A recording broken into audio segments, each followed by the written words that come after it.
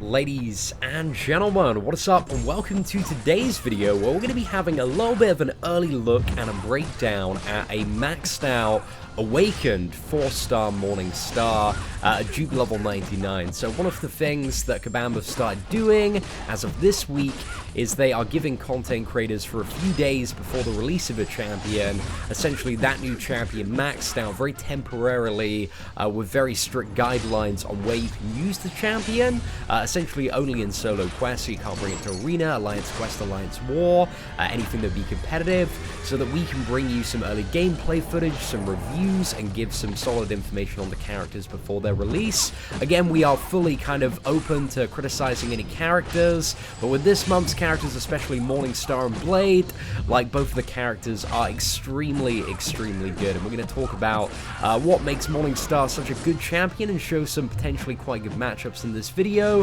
So yeah, hopefully you should quite enjoy some of the footage that we have today.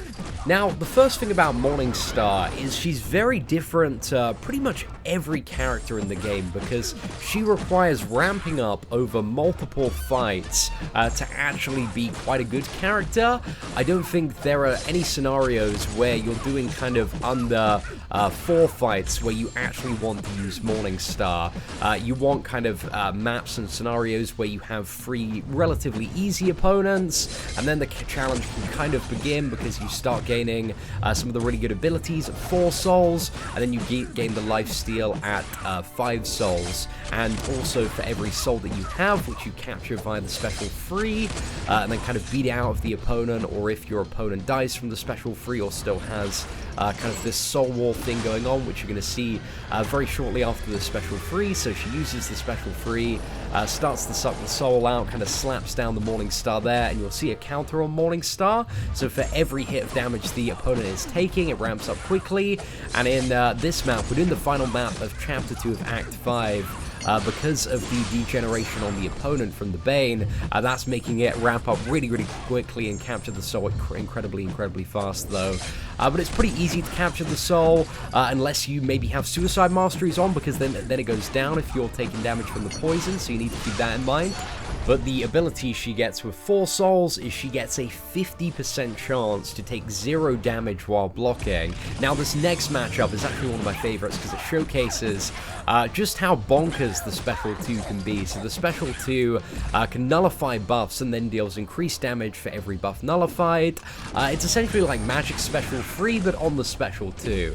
And this how the Duck matchup, you'll see he's got the Fury, he's got the 8 stacks of armor, like nothing's dispelled so far. So I'm just waiting for a good opportunity to get a double medium and then go for the Special 2, and yeah, he just gets absolutely wrecked there. And also above 2 souls, the Special 2 is also unblockable, so if there's scenarios where you can't open your opponent up to transfer stuff like Bane, then that actually comes in handy. Like, you know, for initially looking at it, I was like, is that ever going to come in use? And then playing like a ton of Act 5 today, I was like, oh, this is actually pretty decent.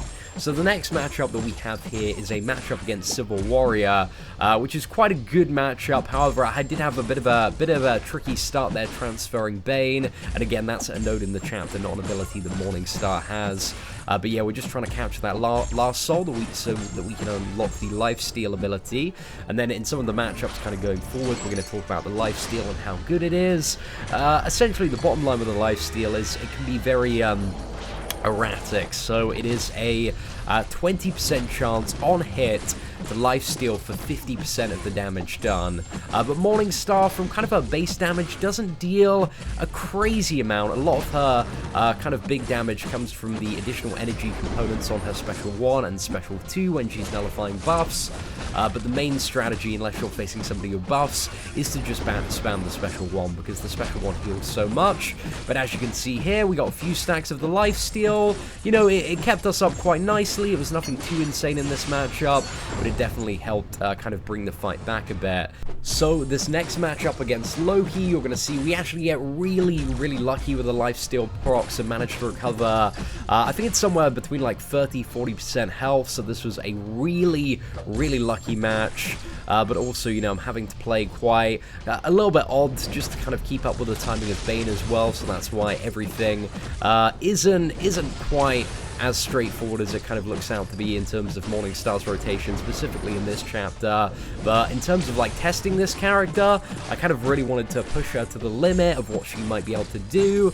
So I thought there's pretty much no better place to do that than like 5.2 in the final chapter against the Collector. And we do have some Collector Morningstar fight footage right at the end of this. And it's a little bit interesting. But yeah, absolutely fantastic matchup there against the Loki for sure. So another fairly simple kind of beatdown matchup, this time against Guillotine. As you're going to see, we're going to be using a lot of special ones. And Morningstar, to get that big damage from her special one, is so reliant on critting for the special one. So I've played around with a few synergy teams. There's the kind of, the one that I'm using at the moment is kind of the X-Men standard crit team with like Storm, Wolverine, Cyclops, Magneto, those characters. I did play around with the Mephisto, Magic, Colossus, and Juggernaut synergy, which essentially has a lot less crit, has a lot less damage, a lot less crit damage, but you do get to start with 1 bar of power. And that one, for some scenarios, I think is the better synergy, but all around, you know, once you get to 5 souls, I feel like this is the better one to go for, because, you know, it's all based on the amount of damage you deal in terms of your life steal, so more damage, more crits, more healing. So I found that one to kind of be the overall most beneficial synergy team kind of when you're using Morningstar. Now, again, very similar to the Howard the Duck matchup, we're going to absolutely trash this Old Man Logan here with a godly, beastly special 2 that we're about to crack off. So we go to double medium, fire that down, we get 2 ticks of 13,000 energy damage, and again, a very similar one to Groot.